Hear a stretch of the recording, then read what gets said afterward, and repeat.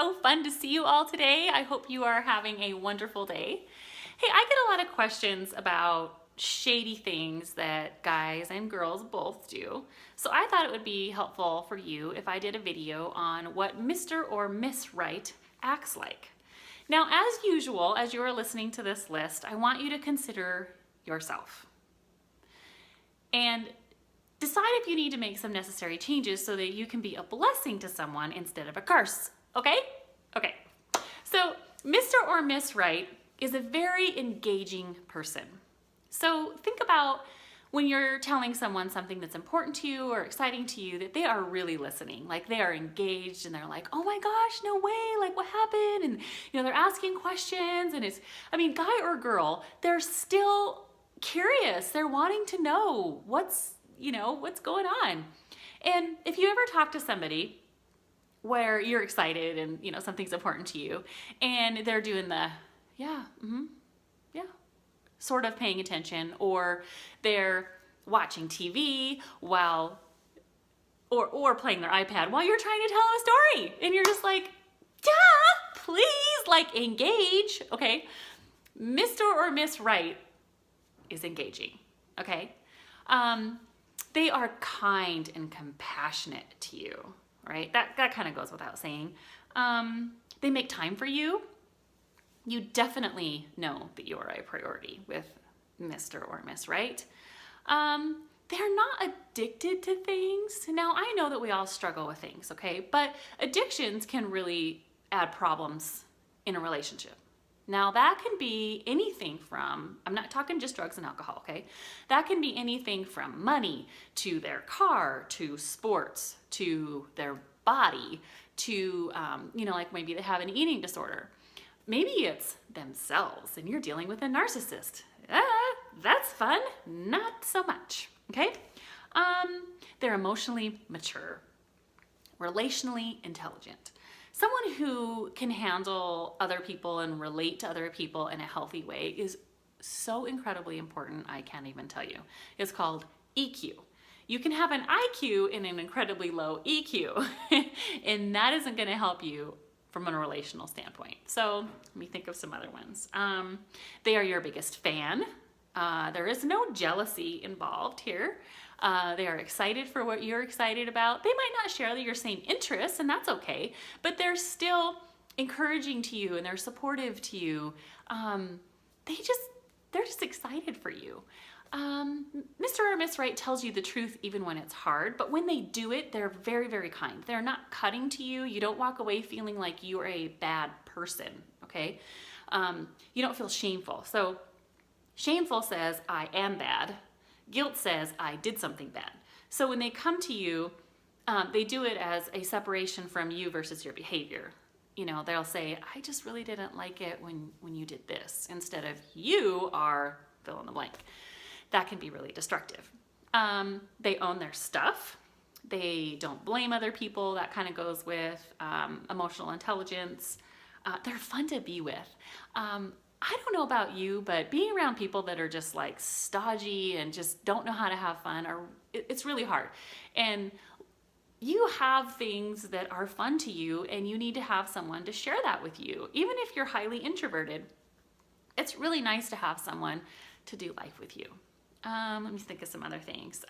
They definitely do not flirt with other people. I dated a guy one time and I went to a function with him, and there was a girl that he knew that was working at this function, and she had, a shirt that's like, we're talking massive cleavage hanging out, and he was like staring at her chest, ignoring me. She's like kind of all over him without touching him. He totally ignored me. And I left him at the party. I was like, yeah, that just doesn't work for me. If you're like that, I'm out of here. Let's see here. This is really important. They share your faith or lack thereof. I think that it's really important to be on the same page here.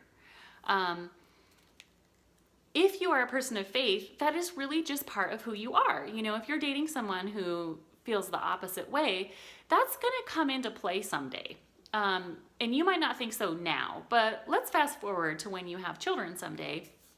and maybe God is really important to you and, to your significant other, they're like antagonistic, they're atheists or whatever, and you're just like, what are you doing? Like, this is really important to me. Or flip it around, look at it from the atheist perspective.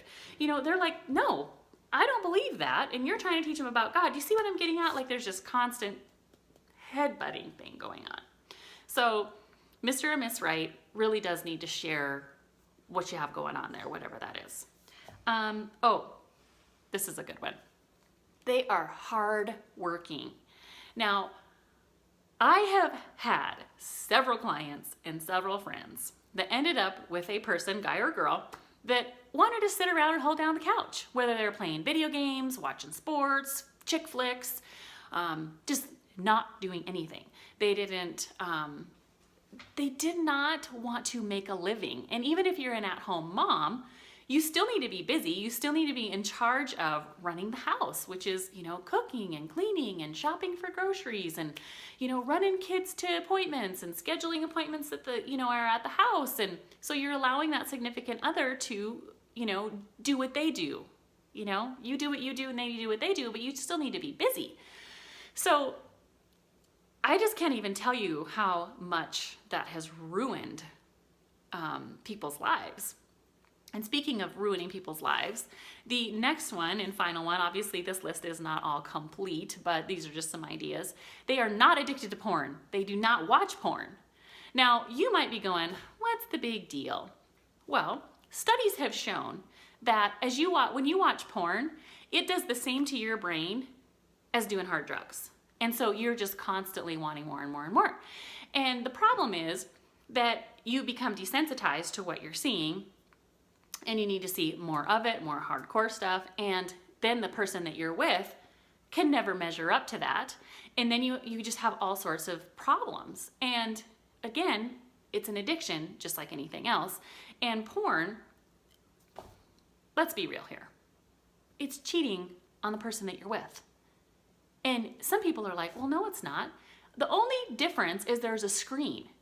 How would your significant other feel if you were standing in a bedroom watching someone doing that? They would have a problem with that. So why wouldn't they if there's a screen there? Okay? So pornography, even if you're the one that has the issue with it, just deal with it. It has to be dealt with before a healthy relationship can be developed and then continue. It just has to be. It has no place in a healthy relationship. Okay? So I hope that helps. I hope it sheds some light on, maybe the person that you're with, or maybe you're not with anyone and you're just kind of wanting to know what to look for. That's totally cool. I hope it helps. You can also, I'm going to put the link down below for a blog post that I have that's called Lists of Cool, in parentheses, Safe People. And what I mean by safe people is emotionally safe people. And those are Mr. and Miss Right traits and patterns, okay? Again, you're always looking for patterns, all right? You want to see these patterns. So I just love you all. I would love it if you subscribe and ask me lots and lots and lots of questions. I will see you next time. Thanks. Bye.